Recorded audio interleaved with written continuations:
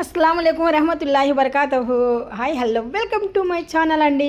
మా అబ్బాయి అయితే ఇంకా మమ్మీ ఆమ్లెట్ అని అంటున్నాడు. అయితే ఇంకా తీసుకొచ్చారా గుడ్లు అని చెప్పాను. అయితే ఇంకా ఒకటి తెస్తాడేమో అనుకున్నాను, ఒకటి తీసుకురాలేదండి, 2-3 తీసుకొని వచ్చేసాడు. మొత్తం చూస్తే 3.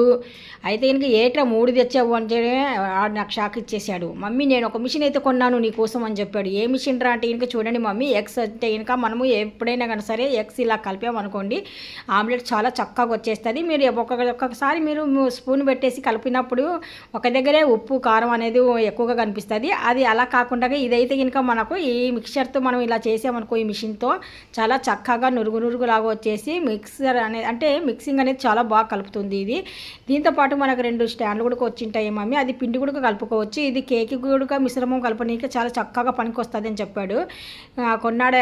కొని పెట్టాడండి నా కోసము, సర్ప్రైజ్ ఇచ్చాడు. నేనైతే ఇంకా వండర్ అయిపోయాను.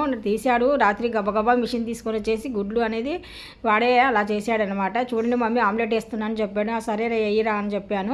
మరి నువ్వు రా మమ్మీ అన్నాడు. మళ్ళీ నేను వచ్చేసాను. మళ్ళీ నేనైతే ఇక్కడ ఆమ్లెట్ అయితే వేసేస్తున్నాను. ఎలా వస్తుందో చూద్దాం అనేసి నిలబడ్డాను. చాలా చక్కగా వచ్చింది.